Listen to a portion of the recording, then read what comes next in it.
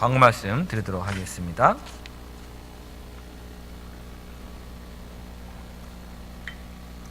예배 참석하신 모든 분들 주님의 이름으로 환영합니다. 기본교리 성경 공부가 계속 진행 중에 있습니다. 다음 주는 추수감사 주일로 휴강을 합니다. 그리고 저는 내일 오전부터 수요일 오전까지 텍사스 어빙에 있는 BH 캐롤 신학연구원의 세미나 참석을 하러 갑니다. 그래서 이로 인해서 화요일부터 금요일까지는 교회 행사를 쉬고 토요일 새벽 기도만 있습니다. 수요 예배 없고 새벽 기도가 화요일부터 금요일까지는 없습니다. 작업소식 부탁드리겠습니다. 그리고 서정 일사님 시아버지께서 지난 금요일 소천하셨습니다. 서정 일사님 지금 한국에 계시고 모든 그런 일정들 잘 마무리하고 돌아올 수 있도록 계속 기도해 주시기를 부탁드리겠습니다. 네, 기도 순서 보시고 또 미리 기도 준비해 주시기를 부탁드립니다. 네, 우리 시간 하나님 말씀 함께 보겠습니다. 하나님 말씀 다 같이 일어나셔서 출애굽기 9장 13절부터 21절까지 말씀입니다. 하나님 말씀은 출애굽기 9장 13절부터 21절입니다. 구약성경 94쪽입니다. 여호와께서 모세에게 이르시되 아침에 일찍이 일어나 바로 앞에 서서 그에게 이르기를 히브리 사람의 하나님 여호와의 말씀에 내 백성을 보내라. 그들이 나를 섬길 것이니라. 내가 이번에는 모든 재앙을 너와 내 신하와 내 백성에게 내려 온 천하에 나와 같은 자가 없음을 내가 알게 하리라. 내가 손을 펴서 돌림병으로 너와 내 백성을 쳤더라면 내가 세상에서 끊어졌을 것이나 내가 너를 세웠음은 나의 능력을 내게 보이고 내 이름이 온 천하에 전파되게 하려 하였음이니라. 내가 여전히 내 백성 앞에 교만하여 그들을 보내지 아니하느냐. 내일 이맘때면 내가 무거운 우박을 내리리니 애굽 나라가 세워진 그날로부터 지금까지 그와 같은 일이 없었더라. 이제 사람을 보내어 내 가축과 내 들에 있는 것을 다 모으라. 사람이나 짐승이나 무릇 들에 있어서 집에 돌아오지 않는 것들에는 우박이 그 위에 내리리니 그것들이 죽으리라 하셨다 하라 하시니라. 바로의 신하 중에 여호와의 말씀을 두려워하는 자들은 그 종들과 가축을 집으로 피하여 들였으나 여호와의 말씀을 마음에 두지 아니하는 사람은 그의 종들과 가축을 들에 그대로 두었더라.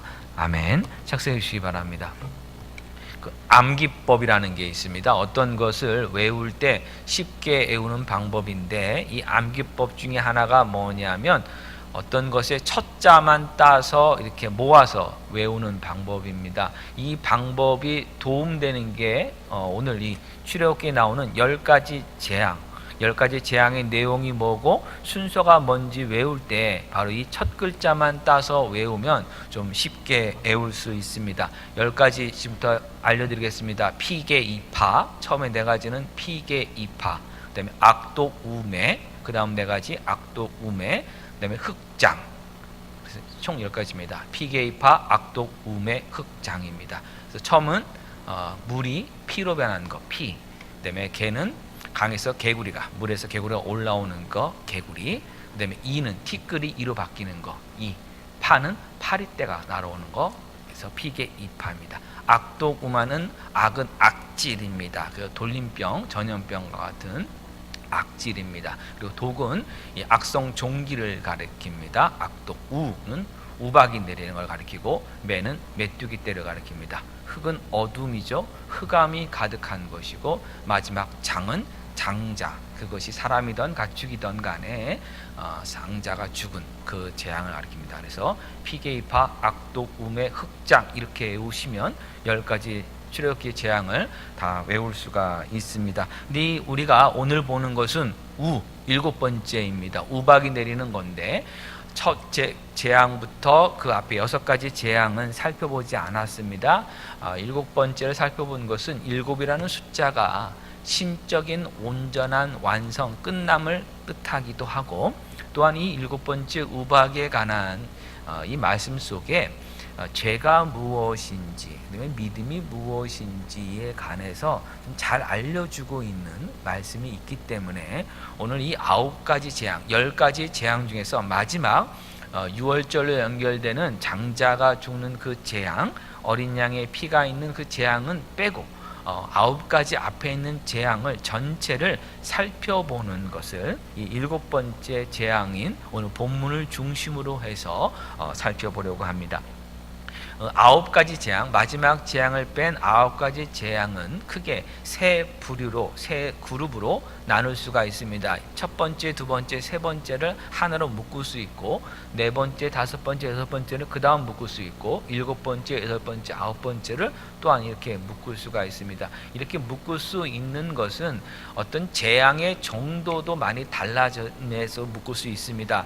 예를 들자면 피계 2라고 하는 거, 피로 변한 것이나 개구리떼가 올라온 것이나 또 이가 생긴 것은 좀 불편할 뿐이지 그것 때문에 뭐 누가 죽거나 다치거나 그런 일은 없었습니다. 그래서 불편한 정도의 재앙이었다면 그 다음에 일어나고 있는 뭐 파리떼가 날아온다거나 또는 뭐 악질이 생긴다거나 하는 것, 또 독종 같은 것이 생기는 이런 것들은 죽음까지 갑니다. 그러니까 파괴와 파멸까지 가는 심판, 재앙이 되는 것이고, 그 다음에 오는 것은 뭐 메뚜기 떼 같은 것은 완전히 다 까맣게 덮지 않습니까? 흑암도 그렇습니다. 이것처럼 어떤 두려움과 공포를 몰려오는 세 번째 단계로 이렇게 가게 됩니다. 근데 이 세 그룹을 나눌 때 시간적으로도 나눌 수 있는데, 첫 번째와 네 번째와 일곱 번째 각 그룹의 첫 번째는 동일하게 다 아침에 일어납니다. 우리 출애굽기 7장 15절을 보시면 첫 번째 재앙이 일어날 때가 아침에 너는 바로에게 가라,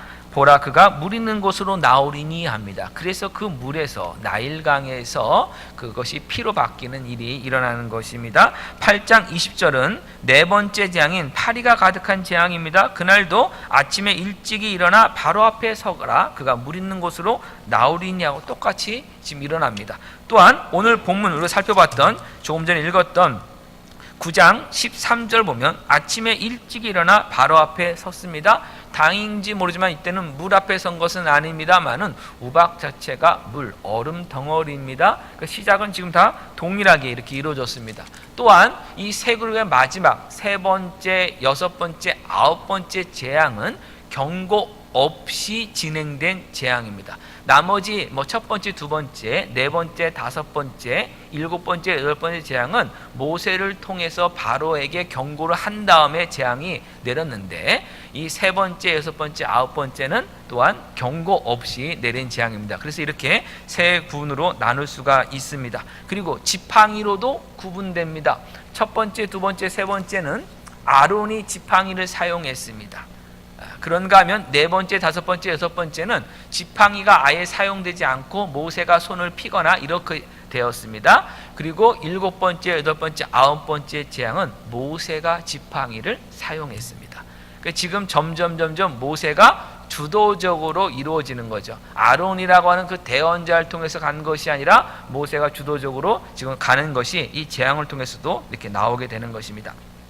그럼 이 재앙에 대해서, 이 9가지 재앙이 있을 때 애굽 사람들 또 바로가 어떻게 반응했나를 살펴보면, 첫 번째 그 피의 재앙이죠. 물이 피로 바뀐 거와 물에서 개구리떼가 올라왔던 그 재앙, 첫 번째, 두 번째는 애굽의 마술사들, 요술사들도 그것을 흉내냈습니다. 바로의 명령에 따라서. 그런가 하면 세 번째 재앙부터 티끌이 2가 되는 것은 요술사들이 흉내 내려고 모방하려고 했습니다마는 실패합니다. 그래서 바로에게 가서 이것은 하나님의 손의 역사입니다 라고 그들이 인정을 하게 됩니다. 네 번째, 다섯 번째, 여섯 번째부터는 흉내내는 것을 아예 못하죠. 세 번째 때 이미 실패했기 때문에. 근데 여섯 번째, 오늘 본문 바로 앞에 있는 우리 출애굽기 9장을 가보시면 11절에 요술사들도 악성 종기로 말미암아 모세 앞에 서지 못하니 악성 종기가 요술사로부터 애굽 모든 사람들에게 생겼습니다 했습니다. 이제 그들도 그 재앙을 흉내내고 만들어내는 것, 그것은 멈추는 것이 아니라, 뭐 포기에다 끝나는 것이 아니라 그들도 재앙을 받는 사람이 된 것이에요. 스스로도 보호하지 못하는 그 처지에 들어가고 있는 것을 보여주고 있습니다. 그래서 그들이 점점 어떻게 얘기하느냐면 두려워하게 됩니다. 하나님을 두려워하게 되고 모세를 통해 전해지고 있는 하나님 말씀을 두려워하고 또 하나님 말씀을 마음에 담게 됩니다. 그래서 일곱 번째 재앙일 때, 바로 우박의 재앙일 때 9장 20절과 21절 보면 하나님 말씀을 두려워해서 그들의 종들과 가축을 들에서 집 안으로 들여다 놓은 사람들도 있었던 것입니다. 그런가 하면은 메뚜기 떼의 재앙인 8번째 재앙이 있을 때 10장 7절을 보시면 바로에게 그들이 와서 간청을 합니다. 신하들이 이스라엘을 제발 좀 내보내라고, 그들의 하나님을 나가서 그냥 섬기라고 하라고, 가만히 있으면 지금 애굽이 망하게 되었다라고 제발 좀 내보내라고 얘기를 할 정도로 이런 변화들이 조금 일어나기 시작합니다. 바로는 어떻습니까? 바로는 끝까지 그 요청을 들어주지 않습니다. 그래서 왜 그 이유가 뭐냐? 9장 12절 보면 그러나 여호와께서 바로의 마음을 완악하게 하셨으므로 그들의 말을 듣지 아니하였다 했어요.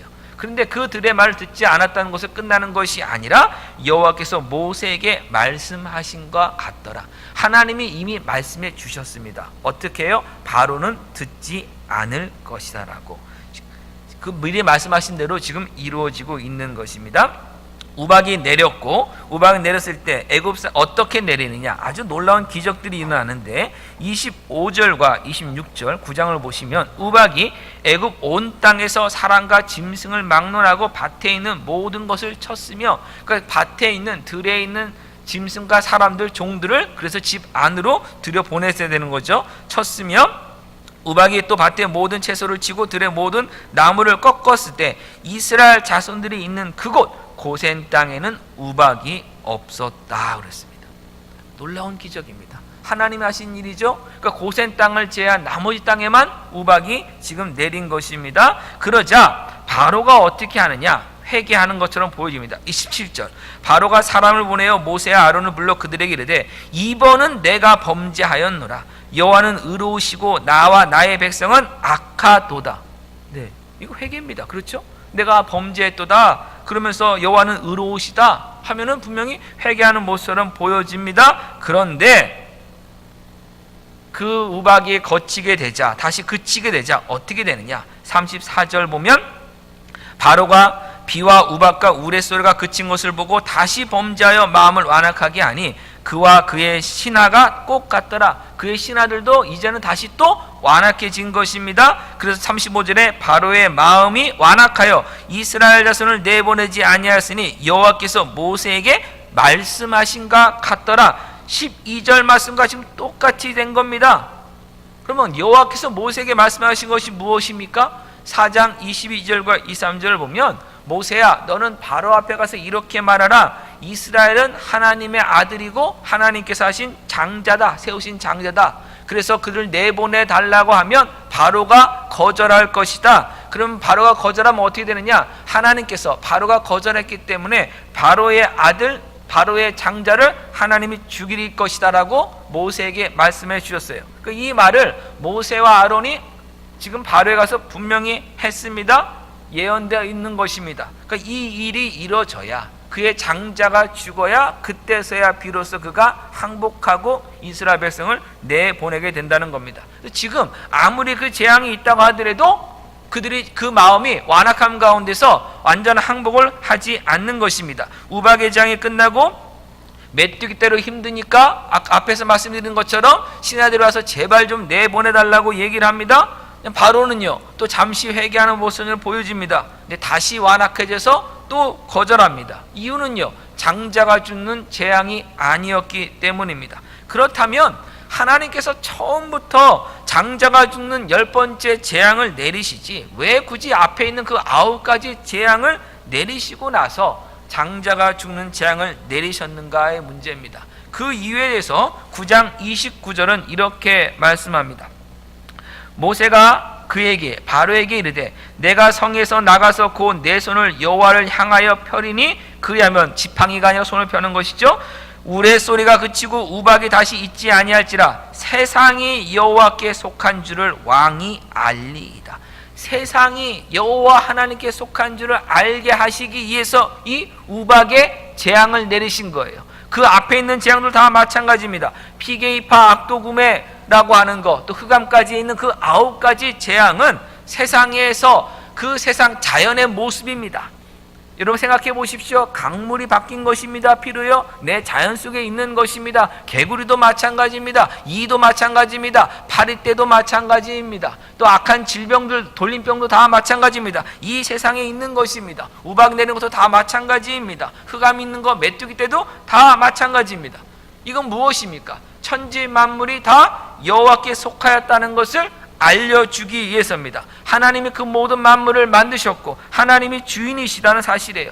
하늘과 땅과 그 안에 속한 모든 것, 모든 사람이 다 하나님의 것임을 알려주시기 위해서 이런 재앙들을 지금 계속 하고 있는 것입니다. 그래서 9장 14절에도 하나님께서 이렇게 말씀하십니다. 내가 이번에는 모든 재앙을 너와 내 신하와 내 백성에 내려 온 천하에 나와 같은 자가 없음을 내가 알게 하리라. 온 천하에 나와 같은 자, 하나님 같은 분은 없습니다. 하나님만이 유일한 창조주이시기 때문입니다. 그 사실을 이 세상에 알려주겠다는 거예요. 이 애굽을 비롯한 온 땅에 하나님이 누구신지를 알려주시기 위해서 이 모든 일들을 하시는 겁니다. 8장 22절도 마찬가지입니다. 이 땅에서 내가 여호와인지를 너 바로가 알게 될 것이다 했습니다. 바로야, 네가 애굽 땅의 주인이 아니라, 바로야, 네가 이 애굽의 신이 아니라, 그래서 네가 신으로 이걸 통치하고 있는 것이 아니라 여호와 하나님이 이 땅, 이 애굽 땅의 주인이시고 너의 주인이시고 모든 사람의 주인이심을 하나님께서 알게 하여 주시기 위해서 이 모든 과정을 지금 행하시고 계신 겁니다. 파리떼가 이스라엘 민족이 살고 있는 고센 땅에는 없고 애굽 사람들이 사는 땅, 애굽 땅에는 있었습니다. 가축에게 임한 악한 질병도, 돌림병도 애굽 사람들의 가축에게만 악질이 생겼지 이스라엘 자손의 가축은 죽지 않았다고 9장 7절은 분명히 말씀합니다. 앞에서 우박도 그렇게 했음을 살펴보았습니다. 10장 2, 3절 보면 흑암의 재앙, 9번째 재앙입니다. 애굽 땅에는 어떤 흑암이 있었느냐면 그 어둠이 얼마나 심한지 옆에 있는 사람을 구별할 수 없을 정도로 캄캄한 가운데 있는데 그 흑암이 3일 동안 계속되었는데 애굽 땅에만 있고 이스라엘 백성들이 살고 있는 고산 땅에는 그 흑암이 없었고 오히려 그 고산 땅에는 빛이 있었다라고 10장 2, 3절은 분명히 말씀합니다. 무엇입니까? 하나님이 모든 천지 만물을 주관하는 분이심을 보여준 겁니다. 여호와 하나님이 창조주 하나님이심을 알려주시고 스스로 증명하신 사건들입니다. 이 모든 재앙들을 통해서 이스라엘 민족뿐만 아니라 애굽 사람들에게도 하나님께서 여호와이신 줄, 창조주신 줄을 알게 하신 겁니다. 원래 이 애굽은 다신교를 믿는 사람들입니다. 그래서 애굽 왕 바로도 그 다신교를 믿는 사람이고 또 애굽 왕 바로에 대해서 스스로가 또 신이라고 여기고 살았던 그런 존재들이었습니다.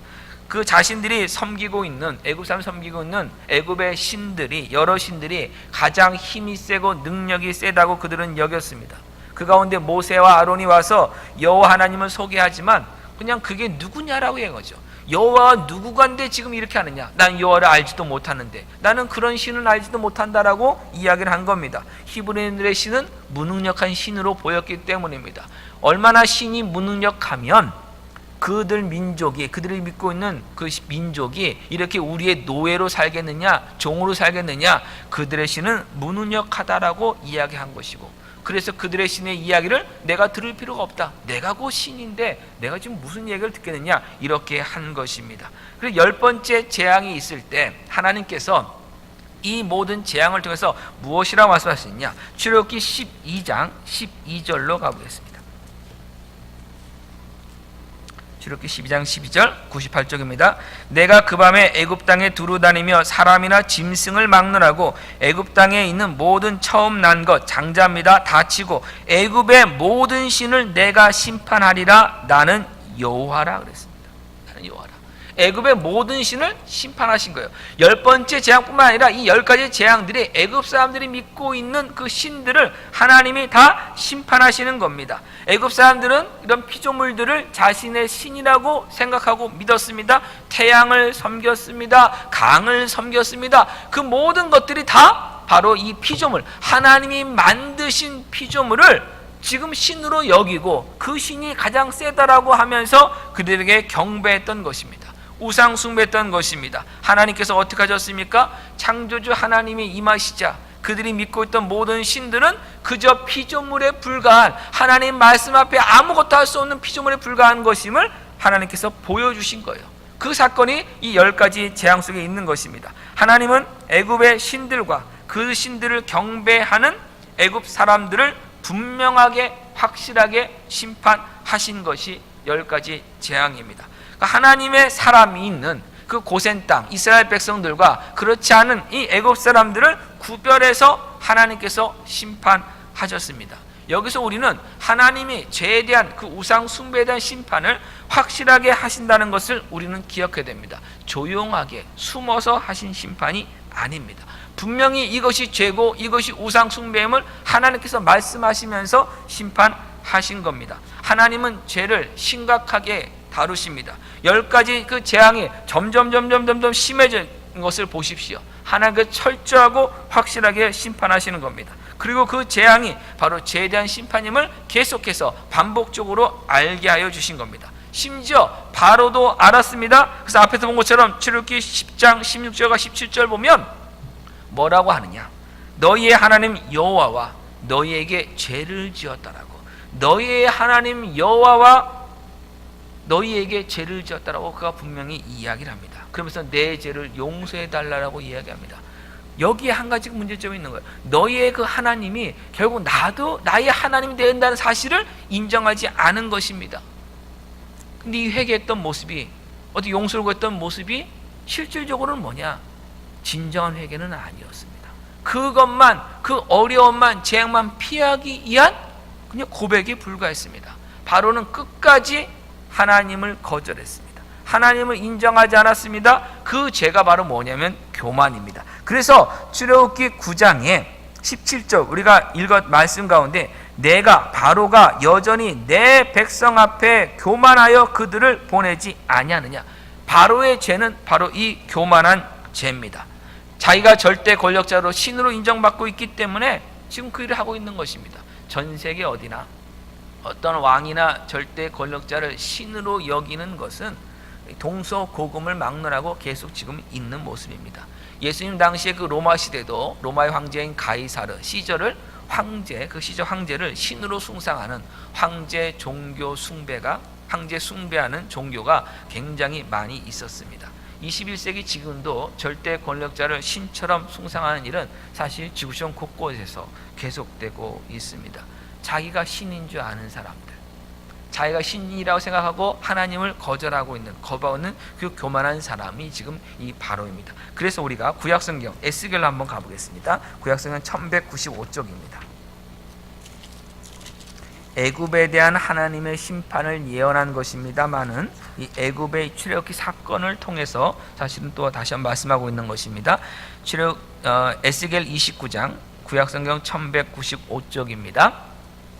2절, 인자야 너는 애굽의 바로 왕과 온 애굽으로 얼굴을 향하고 예언하라. 너는 말하여 이르기를 주 여호와께서 이같이 말씀하시되 애굽의 바로 왕이여 내가 너를 대적하노라. 너는 자기의 강들 가운데 누운 큰 악어라. 스스로 이르기를 나의 이 강은 내 것이라 내가 나를 위하여 만들었다 하는도다. 내가 갈고리로 내 아가미를 꿰고 너의 강의 고기가 내 비늘에 붙게 하고 내 비늘에 붙은 강의 모든 고기와 함께 너를 너의 강들 가운데에서 끌어내고 너와 너의 강의 모든 고기를 들에 던지리니 내가 지면에 떨어지고 다시는 거두거나 모으지 못할 것은 내가 너를 들짐승과 공중의 새의 먹이로 주었음이라. 애굽의 모든 주민이 내가 여호와인 줄을 알리라. 애굽은 본래 이스라엘 족속의 갈대 지팡이라 했습니다. 보세요. 바로의 문제가 가장 무엇입니까? 교만입니다. 자기 자신을 신이라고 생각하고 여기는 모습입니다. 그래서 뭐라고 그래요? 이 강, 이 나일강, 고기도 많고 물도 풍부하고 그래서 농사도 잘 짓게 만드는 이 애굽의 자랑인 이 나일강을 내가, 바로가 나를 위해서, 바로 자신을 위해서 만들었다고, 창조했다고 지금 말하고 있는 것이에요. 그러니까 그 모든 것들, 그 안에 있는 모든 걸 다 자기라는 거예요. 그러니까 애굽의 모든 것이 바로의 것이다. 그래서 내 마음대로 한다는 것이 바로의 이 교만입니다. 근데 하나님께서 그 바로의 교만을, 그 죄를 분명하게 심판하십니다. 확실하게 심판하십니다. 그래서 들에 던져지는 거예요. 확실하게 보여지는 거예요. 물속에 있는 그 악어를 꺼내서 들 밖에 던져서 패대기 치는 거예요. 그래서 그가 다시는 아무것도 거두지 못하는 존재가 되도록 하나님께 만드시는 거예요. 하나님의 심판은 분명합니다. 확실합니다. 우리가 이것을 기억한다면 우리가 신앙생활을 하면서 어떤 고난이 있고 어려움이 있을 때 그 고난과 어려움을 하나님의 심판으로 이해해서는 안 되는 그 이유가 여기 있습니다. 물론 하나님께서 우리의 죄에 대해서 혼내시고 그 죄를 징계하시는 부분이 있습니다. 그걸 말하는 것은 아닙니다. 분명히 성경이 얘기합니다. 그리스도 예수 안에는 결코 정죄함이 없습니다. 그 마지막 그 심판에 이르는 그 정죄함은 없습니다. 그 심판이 아니라 그냥 우리가 일반적으로 말하고 있는 이 죄에 대한 심판을 얘기하는 것입니다. 그래서 고난과 어려움이 있을 때마다 죄를 졌으니까 그렇지라고 사람들에게 말하지도 마시고, 또 본인에게도 내가 이 죄 때문에 하나님 나를 심판하신 거라고 계속 스스로에게 하지 마시고, 우리가 이유를 모를 때가 있어요. 무슨 이야기인가 하면 죄에 대한 심판은 분명하다는 사실이에요. 확실하다는 사실이에요. 그러나 그렇지 않은 우리 가운데 인생의 그 어려움과 고난이 있고 신앙생활 하다가 힘든 일이 있을 때 이유를 잘 모르겠어요. 내가 어떤 큰 죄를 범한 것도 아니고 요즘처럼 이렇게 하나님 앞에 나와서 정말 열심으로 정말 하나님 앞에 온전한 마음을 들이면서 예배하고 신앙생활 한 적이 없는데 갑자기 어려운 일이 막 생겨버렸어요. 그럼 내가 또 무슨 죄를 졌는가에 대한 그 생각을 하면서 나 어떻게 하면 좋지? 이거로 가는 것이 아니라 성도의 그 고난과 어려움 가운데는 하나님의 심판이 아니라 하나님께서 훈련시키는 일 때문에 겪게 하시는 고난과 어려움도 있다는 것을 우리가 기억해야 돼요. 그래서 모든 고난과 어려움을 다 하나님의 심판으로 이해해서는 안 되는 것입니다. 훈련의 목적은 뭡니까? 하나님 훈련시키는 목적은 우리의 믿음을 자라게 하시기 위해서요. 우리의 믿음을 점검하시고 우리 실력을 알게 하시는 거예요. 제가 이제 20대 중반부터 수영을 이제 하기 시작했습니다. 그 전까지는 물을 너무 무서워해서 수영장에 가본 게 20대 중반까지는 딱 2번 가봤습니다. 2번 가서 그 앞에서 이것만 잡고 있다 그냥 나왔어요. 이제 너무 물을 무서워했기 때문에. 근데 그때 이제 20대 중반에 그래도 남자가 자기 몸은 그래도 저기 보호를 해야겠다 이런 생각이 들어서 수영을 배우기 시작해서, 남들은 하루 만에 물에 뜨는데 저는 물에 뜨는 것만 거의 1달 걸렸어요. 그 정도로 못했어요. 호흡하는데 1달 반 걸렸어요. 자유형 호흡하는데요. 근데 자유형 호흡한 다음에 25m를 가라고 하는데 여러분 그게 안 됩니다. 처음에 해보니까 안 돼요. 안 돼서 한 20m쯤 가니까 숨이 막 차는데 심장이 터질 것 같은 거예요. 그래서 그 옆에 그 줄이 있습니다. 수영장 레인의 줄. 그거를 막 잡을까 말까 막 고민하는데 그 앞에는 그 선생님이 막 소리를 지르는 거예요. 막 오라고. 그래가지고 이 자존심에 또 막 터질 것 같은데 갔어요. 나중에 보니까 운동하다 보면 그 지점이 온대요. 영어로 데스 포인트. 죽음의 지점이 온다는 거예요. 그 지점을 넘어야 그 25m가 완결되는 거예요. 그리고 25m 넘으면은 다시 50m 도전할 때 다시 한번 한 40m쯤 다시 한번 그게 와요. 그럼 또 그걸 참고 넘어야 다음에는 50m를 그냥 쉬지 않고 갈 수 있게 되는 거예요. 점점 그 포인트가 있어요. 죽음의 포인트 같은 곳. 그것을 인내하며 넘을 때 비로소 그것이 극복되는 것이고 실력이 자라는 것이고 장거리를 나갈 수 있게 되는 것이에요. 마찬가지예요. 우리의 믿음이 여기에 딱 머물러 있어요. 그 머물러 있을 때 하나님께서 점검을 주시면 그 어려운 가운데 있을 때 그 포인트가 있습니다. 그 지점을 믿음으로 넘어가야 돼요. 그럴 때 우리가 한 단계 믿음을 자라가게 되는 것이고, 예수 그리스도의 장사한 분량의 하루하루의 그 믿음의 삶을 통해서 더욱더 나갈 수 있게 되는 것이에요. 그래서 이 고난과 어려움 속에서도 우리가 기억할 것은 하나님께서 우리의 믿음을 점검하시고 자라게 하시기 위해서 그런 어려움 속에 우리를 두실 때가 있는데, 이것은 결국 우리를 유익하게 만드시는 하나님의 은혜라는 사실을 기억하시면서 그 고난 속에서 하나님은 분명히 나를 붙드시고 계시고 은혜를 계속 베푸시고 계시기 때문에 나를 망하게 하는 것이 아니라 오히려 나의 믿음을 자라게 하신다고 하는 그 확신을 가지고 넘어가셔야 돼요. 그럴 때 믿음의 승리를 할 수 있는 것입니다. 그런 게 반면에 또한 우리에게 만약에 혹시 범죄함이 있다면 즉시 회개하셔야 됩니다. 하나님께 용서를 바로바로 구하시고 다시는 그 길에 가지 않도록 우리 마음을 계속 살펴보고 우리 발걸음을 또한 말씀으로 계속해서 빛을 비추면서 살펴봐야 되는 것입니다. 하나님께서는 죄에 대한 분명히 엄격하게 확실하게 심판하시기 때문이에요. 애굽에 이 10가지 재앙이 왔어요. 근데 그 마지막 10번째 재앙은 생명을 취하는 일이었어요. 그 생명을 취할 때는요, 결국은 회복이 없어요. 다른 길이 없어요. 끝입니다. 멸망입니다. 하나님께서 그 앞에 나왔던 그 9가지 재앙은 이렇게 보자면 뭐냐면 회개할 수 있는 기회, 하나님께 나갈 수 있는 기회를 주신 거예요. 은혜의 시간들입니다. 출애굽할 때 여러 잡족들이 이스라엘 민족을 따라서 나섰습니다. 애굽인들 중에도 이스라엘 민족을 따라 나선 사람들이 있었습니다. 그럼 자신들이 살았던 모든 삶과 그 터전을 다 버리고 여호와 하나님 한 분만을 섬기겠다고 그들이 따라 나선 겁니다. 결단한 겁니다. 이 10가지 재앙의 결과로 인해서 몇몇의 애굽인들은 구원에 이르는 믿음을 갖게 된 것이에요. 그럼 이 재앙을 통해서 하나님이 누구신지를 알게 되면서 구원에 이르는 믿음을 얻게 되는 그 기회를 얻었다는 점에서 이 하나님의 심판이, 하나님께서 지금 계속해서 개입하고 계심이 또한 은혜의 시간이기도 합니다.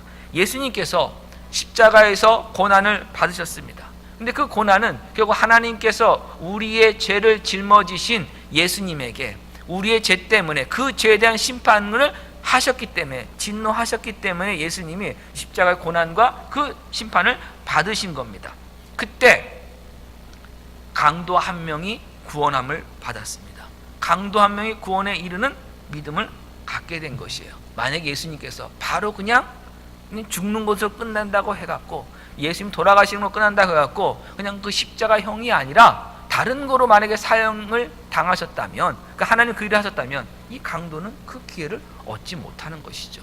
그러니까 그 심판의 시기가 또 누군가에게는 구원에 이르는 그 기회가 될 수 있다는 사실이에요. 왜요? 하나님께서 하시는 그 일에 대해서 생각해 볼 수 있는 시간이기 때문이에요. 몇몇 애굽 사람들도 재앙을 계속 당하자 하나님이 말씀하시면 그대로 이루어진다는 것을 그들이 믿기 시작했어요. 그래서 오늘 본문인 9장 20절과 21절에 하나님 말씀을 두려워했고 하나님 말씀을 마음에 두었습니다. 하나님 말씀 두려워하는 것, 하나님 말씀을 마음에 두는 것, 내 분명히 믿음입니다. 그래서 우박이 내릴 것이라는 하나님 말씀, 모세의 입술을 통해서 전해진 그 말씀을 두려워해서 그 종들과 가축들을 집안으로 피한 사람들이 있었어요. 믿음이 생긴 것을 기 때문에 행동의 변화가 분명히 시작된 것이에요. 그러나 이것은 아직 구원에 이르는 믿음은 아니에요. 그 재앙을 피할 만한 믿음은 됩니다만, 구원에 이르는 믿음은 인생의 방향이 완전히 바뀌는 거예요. 내가 주인된 삶이 아니라 하나님이 주인이십니다로 완전히 바뀌는 삶이에요. 죄의 길에서, 하나님을 대적했던 길에서 하나님 앞에 순종하는 길로 바뀌는 삶이에요. 하나님을 향해 완전히 방향을 돌리는 진정한 회개로 나아가야 돼요. 거기에 머물러서는 안 되는 것입니다. 애굽왕 바로도 범죄했다고 회개까지 했어요. 그러나 진정한 회개로는 나가지 않았어요. 마음이 완악했기 때문이에요. 근데 출애굽기는 하나님께서 바로의 마음을 완악하게 하셨다고 말씀해요. 하나님께서 특별하게 은혜를 베풀지 않으셨다는 말씀이에요. 바로를 가만히 놔둔 겁니다. 바로의 마음은 이미 완악합니다. 가만히 두면 더 완악해질 뿐입니다. 그 사실을 이야기하고 있는 거예요. 우리가 어떤 젤리 만드는 거에 제가 본 적이 있는데, 가만히 놔두니까요, 여러분 묵 같은 것도 마찬가지예요. 묵을 쓰시면 젖거든요. 젖어서 가만히 놔두면 탱탱해져요. 그 성분 때문에. 근데 만약에 거기다가 어떤 화학물질 들어가지고 이것이 이제 붙는 거, 그 성분을 흩어놓으면 붙을 수가 없는 것이죠. 뭐든지 그 안에 이런 끈기가 있는 것이 있다면 시간이 지나면 점점 뭉밖에 없는 것처럼, 바로의 마음이 완악해진 것이 그의 마음이 완악한 상태에 있기 때문에 내버려두면 점점 완악해질 뿐이에요. 바로는 스스로 하나님을 향한 믿음으로 나아가지 못하는 거예요. 우리 사람이요, 내가 마음만 먹으면 다 아니죠, 여러분. 여러분 마음 먹은 대로 다 됩니까? 아니죠. 우리가 마음 먹은 대로 생각한 대로 다 됐으면요, 내 마음을 내가 주관할 수 있었으면요, 우리 지금 이런 모습 아닌 일들 많습니다. 아마 다른 거 많이 하고 있을 겁니다. 지나가서 아이고 내가 그렇게만 했으면 좋았을 거, 다 쓸모없는 거 아시지 않습니까? 지금도 안 하는 경우 많이 있지 않습니까?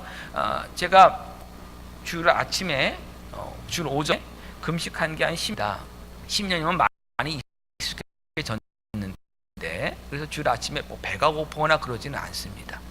그래서 주일 아침에 이제 금식을 하는데도 불구하고 살이 계속 찌고 있어요. 분명히 이거 뭐가 이상하죠? 왜 그런지 아십니까? 분명히 금식한 다음에 생각을 합니다. 내가 오늘 한 끼를 안 먹었으니까 좀 더 날씬해지겠지 하는 마음을 가지고 딱 있는데, 그래서 주일 점심을 먹을 때는 난 분명히 한 그릇만 먹겠다고 딱 결심을 하고 옵니다. 근데 먹다 보면 분명히 한쪽에서는 오늘 한 그릇 먹어야 되는데, 그래야 되는데 하는데 다시 한번 들어가는 경우가 너무 많아요. 그 2번 먹을 때 있고 3번 먹을 때 있고, 결국 뭐냐? 그날 아침 금식한 것이 육체적으로는 다 소용없는 거예요. 왜요? 2배를 이상을 먹어버렸어요. 채운 겁니다. 그러니까 어떻게 되겠습니까? 안 되는 거죠. 자, 다이어트 하겠다, 운동하겠다, 뭐 배우겠다, 뭐 하겠다, 결심 많이 하죠. 그 결심 됐으면 여러분들 엄청난 사람들 다 되었습니다. 우리들은 우리들의 마음을 주관할 수 없어요. 중독 있는 분들 다 마찬가지예요. 뭐 술을 끊겠다, 담배를 끊겠다, 뭘 끊겠다. 얼마나 됩니까, 여러분? 왜 안 됩니까? 우리 마음 가만 놔두면 그냥 가는 거예요. 하나님이 특별한 은혜를 베풀어 주셔야 예수님 믿을 수 있는 거예요. 하나님께서 우리에게 은혜 주시지 않으시면, 그 은혜 주지 않으면 예수님 믿음으로 나가지 않아요. 우리들의 마음과 생각이 그리스도의 복음에 반응하지 않습니다. 예수님을 믿어야 영생을 얻는다는 그 말씀이 믿어지지 않습니다. 우리 마음은 가만히 두면 악으로 가득 차 있어서 하나님의 말씀을 두려워하지 않습니다. 하나님이 누구야? 내가 왜 하나님의 말을 믿어야 돼? 하나님의 말씀을 우리 마음에 두지 않고 그냥 살아가는 것입니다. 나중에 여러분 하나님 앞에 가서 하나님 왜 내 마음은 그냥 가만히 두셨습니까? 따질 수도 없습니다. 우리 마음은 죄 가운데 있기 때문에 그냥 가는 거예요. 그대로 하나님이 특별한 은혜를 베푸신 거, 그것만 감사할 뿐입니다. 그래서 하나님 말씀이 여러분 들리신다면, 또 하나님 말씀이 두려우신다면, 또 하나님 말씀이 여러분 마음에 들어와 있다면 그 사실을 여러분 기적이 일어난 겁니다. 하나님께서 특별한 은혜를 베푸셨기 때문입니다. 그 사실에 여러분 감사하시기 바랍니다. 그리스도의 말씀은 우리는 듣는 것이에요. 그리고 그 마음을 듣고 귀로 듣고 우리 마음으로 믿는 것입니다. 그 마음 믿은 것을 입으로 시인해서 우리가 구원에 이르는 것이에요. 그 모든 과정 하나님이 시작하신 거고 하나님께서 지금 이뤄 가시는 것이에요. 그 과정 속에서 어느 것 하나도 여러분 타협하려고 하지 마십시오. 바로의 가장 큰 문제가 뭐냐면 타협하려고 하는 것이었어요. 끊임없이 바로는 타협했습니다. 모세와 아론이 바로 앞에 가서 한 얘기가 뭡니까? 이스라엘 민족, 여호와 하나님, 이스라엘 민족을 부르신 여호와 하나님이 이스라엘 민족이 사흘 길을 가서 광야에서 그 여호와 하나님께 제사를 드리라고 말씀하셨기 때문에 우리를 내보내 달라라고 이제 허락해 달라라고 이야기를 한 것입니다. 바로가 어떻게 합니까? 안 된다 그러고 그들에게 더 어려운 일을 시키죠. 집까지도 주지 않습니다. 힘든 일을 시킵니다. 그러다가 재앙을 만나니까 어떻게 하느냐? 그러면 지금 있는 곳에서 제사 드리라는 거예요. 지금 있는 곳에서 하나님께 예배드리면 되지 사흘 길을 갈 필요가 뭐가 있냐는 거예요. 지금 하라. 근데 모세 아론은 어떻게 합니까? 아무 말도 안 합니다. 그냥 나옵니다. 아, 우리 하나님께 예배드리는 게 중요한 거지 뭐 다른 게 중요합니까? 아니요. 그 얘기 하지는 않습니다. 또 재앙이 내립니다. 이제는 바로가 얘기합니다. 사흘 길은 너무 멀다. 그냥 조금만 가서 그러면 너희가 제사를 드려라. 그 애굽 땅 안에서만 드려라고 얘기한 거예요. 근데 거기에도 타협하지 않습니다. 또 재앙이 내립니다. 바로가 얘기합니다. 그러면 남정들만 가라. 남자들만 가서 하고 여인들과 아내들과 또한 어린아이들은 그냥 거기 머물러라. 이렇게 얘기를 합니다. 네, 그 일에도 타협하지 않습니다.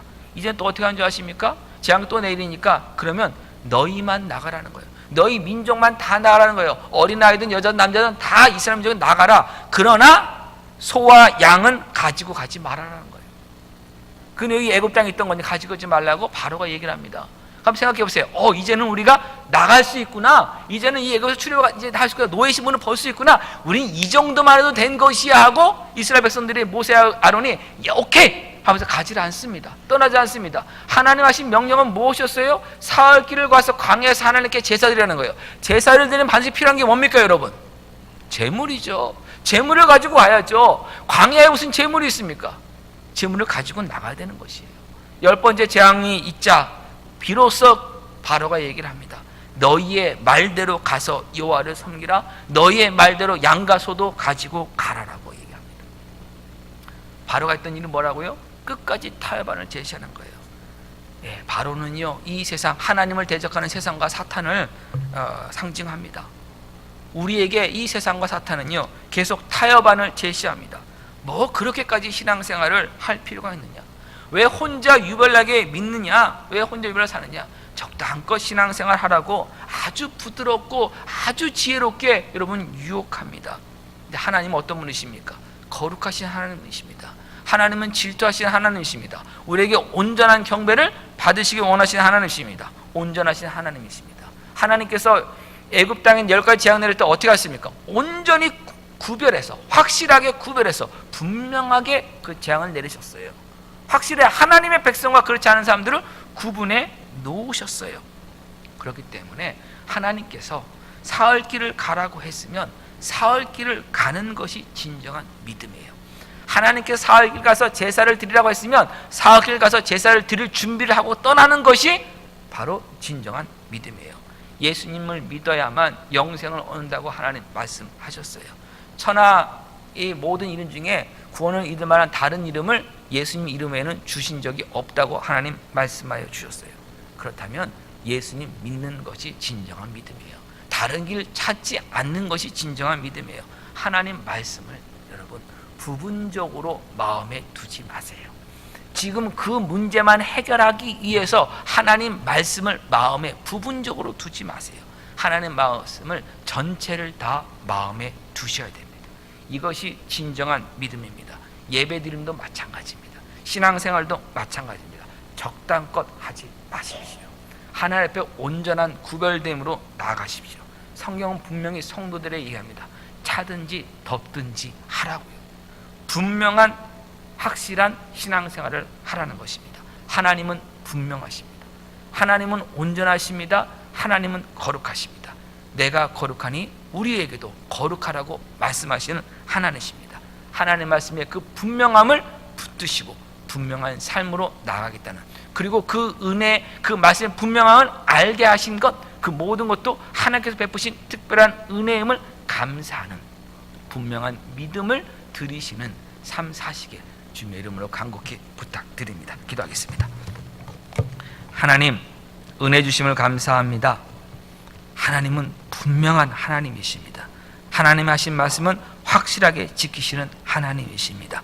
하나님, 하나님의 거룩하심 가운데 우리가 나아가서 정말 하나님의 그 거룩으로 의로 진리로 지어가는 하나님의 자녀가 되었음을, 삶의 현장에서 우리의 몸을 영적인 산제물로 드리는, 하나님께 드리는 영적인 예배를 드리는 거룩한 삶을 살아가게 하여 주셔서 저희들의 모든 삶이 하나님께 드리는 예배가 되게 하여 주시고, 저희들의 모든 삶이 하나님께 드려지는 영광스러운 삶이 되게 하여 주시고, 저희들의 모든 삶이 예수 그리스도를 닮아가며 예수 그리스도의 장성한 분량에 이뤄가는 믿음의 여정들 되게 하여 주시고, 성령의 열매가 맺어가는 삶이 되게 하여 주시옵소서. 그리고 이 모든 일을 가능하게 하시고 이 모든 비밀을 알려주시고 그 길로 변함없이 인도하고 계시는 하나님의 특별한 은혜가 나를 붙들고 있음을 알며 하나님 앞에 구별되어 살아가겠다는 그 결단 잊지 않고 포기하지 않고 끝까지 성령의 도우심 가운데 감당할 수 있는 저희 모두가 되게 하여 주셔서